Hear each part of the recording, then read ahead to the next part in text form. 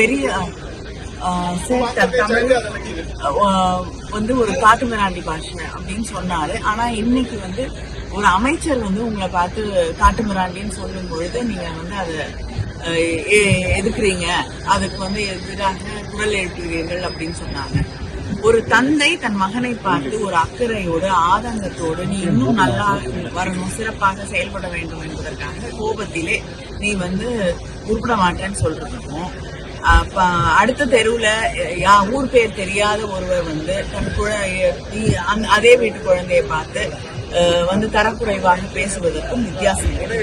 பெரியார் எதற்காக சொன்னார் என்பதை அம்மையார் நிர்மலா சீதாராமன் அவர்கள் புரிந்து கொள்ள வேண்டும். தமிழிலே அறிவியல் விஷயங்கள், தமிழிலே உலகம் முழுவதும் பரவி கொண்டிருக்கக்கூடிய புதிய விஷயங்கள், அறிவியல் சார்ந்த விஷயங்கள் தமிழ் மாணவர்களுக்கு தமிழ் வழியாக தமிழ் மக்களுக்கு சேர வேண்டும் என்பதற்காக அந்த காலத்திலேயே பழம்பெருமையை பேசிக் கொண்டிருக்காதீர்கள், புதிய விஷயங்களை தமிழிலே கொண்டு வாருங்கள் என்பதற்காக சொல்லப்பட்ட கருத்தை அடிப்படையிலேயே புரிந்து கொள்ளாமல் அவர்கள் புரிந்து கொள்ளக்கூடிய மொழியிலே சொல்ல வேண்டும் என்றால், பாரதியார் கூட மெல்ல தமிழ் சாகும் என்று ஒரு பேதை உரைத்தான் என்று அதே அக்கறையை அவர் வெளிப்படுத்துகிறார்.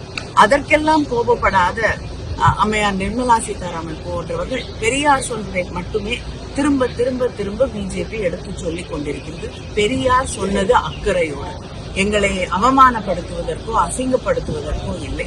பெரியார் எங்கள் தந்தை பெரியார்.